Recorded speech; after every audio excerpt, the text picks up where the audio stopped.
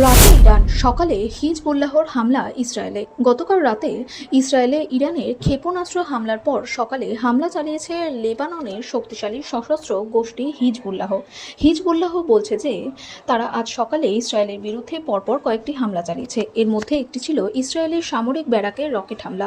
Hezbollah একটি বিবৃতিতে এসব জানিয়েছে বলে এক প্রতিবেদনে উল্লেখ করেছে ব্রিটিশ সংবাদ মাধ্যম বিবিসি। বিবৃতিতে হিজবুল্লাহ আরও বলেছে যে স্থানীয় সময় সকাল 7:15 থেকে 7:20 মধ্যে সুতলা ও মাশকাফ আর্ম সেটেলমেন্টে এবং সোমেরা ব্যারাকে ইসরায়েলি সেনাদের একটি জমায়েতে 3টি মিসাইল হামলা চালানো হয়। হিজবুল্লাহ বলছে তারা যত ক্ষেপণাস্ত্র হামলা চালিয়েছে এর মধ্যে বেশ কয়েকটি সরাসরি ও নির্ভুলভাবে লক্ষ্যে আঘাত হেনেছে। এই হামলা চালানোর কিছুক্ষণ আগেই লেবাননের আদাইশেহ শহর থেকে ইসরায়েলি সেনাদের পিছু হটিয়ে দেওয়ার কথা জানায় হিজবুল্লাহ। হিজবুল্লাহর এসব দাবির বিষয়ে এখনও কোনো মন্তব্য করেনি ইসরায়েল। ইসরায়েলের পাশে থাকার ঘোষণা যুক্তরাষ্ট্রের ইসরায়েলকে লক্ষ্য করে এক রাতে 181টি ক্ষেপণাস্ত্র ছড়ায় ইরানের প্রতি নিন্দা জানিয়েছেন যুক্তরাষ্ট্রের প্রতিরক্ষা মন্ত্রী লয়েড অস্টিন।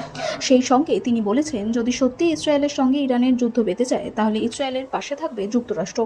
মঙ্গলবার রাতের হামলার পর বুধবার সকালে এক বিবৃতিতে লয়েড অস্টিন বলেন, আমরা ইরানের এই ভয়াবহ আগ্রাসী হামলার নিন্দা জানাচ্ছি এবং ইরান এবং তার সমর্থনপুষ্ট সন্ত্রাসী গোষ্ঠীগুলোকে ইসরায়েলে আর কোনো হামলা চালানো থেকে বিরত থাকার আহ্বান জানাচ্ছি। সেই সঙ্গে স্পষ্টভাবে বলতে চাই যে মধ্যপ্রাচ্যে আমাদের সেনা ঘাঁটি ইসরায়েল এবং ওই অঞ্চলে আমাদের মিত্র ও অংশীদারদের লক্ষ্য করে যদি পরবর্তীতে কোনো ধরনের হামলা চালানো হয় তাহলে আমরা ইসরায়েল ও আমাদের মধ্যপ্রাচ্যের মিত্রদের পাশে থাকব এবং যুক্তরাষ্ট্রের সেনাবাহিনী সেই হামলার সমুচিত জবাব দেবে। ইসরায়েলের প্রতিরক্ষা বাহিনীর মুখপাত্র ড্যানিয়েল হ্যাগারি এক বার্তায় জানিয়েছেন, ইরানের হামলার জবাব দেওয়া হবে। আমাদের পরিকল্পনা প্রস্তুত আছে, ঠিক সময়ে সেটির বাস্তবায়ন করা হবে। এদিকে মধ্যপ্রাচ্যের দুই চিরবৈরী দেশের পরস্পরের প্রতি বিদ্বেষপূর্ণ মনোভাব ওই অঞ্চলে অচিরেই যুদ্ধের আশঙ্কাকে উস্কে দেবে বলে আশঙ্কা প্রকাশ করেছেন ফ্রান্সের প্রধানমন্ত্রী মাইকেল বার্নিয়ার এবং জার্মানির পররাষ্ট্রমন্ত্রী অ্যানেলিনা বেয়ারবক। যা বলছে জর্ডান। গতকাল ইসরায়েলকে লক্ষ্য করে এই হামলা চালানো হলেও ক্ষেপণাস্ত্রের কিছু অংশ পড়েছে জর্ডানেও। এই পরিস্থিতিতে ইসরায়েলের সঙ্গে সীমান্ত লাগোয়া জর্ডান বলছে তারা কারো যুদ্ধক্ষেত্র হিসেবে ব্যবহৃত হবে না। জর্ডানকে মূলত পশ্চিমা মিত্র দেশ হিসেবে দেখা হয়, তবে সেখানে অনেক ফিলিস্তিনি জনগণ রয়েছে। গত এপ্রিলে ইসরায়েলে ইরান যখন হামলা করেছিল তখন ইরানের ক্ষেপণাস্ত্র ধ্বংস করতে যুক্তরাষ্ট্র ইসরায়েলকে সাহায্য করেছিল জর্ডান।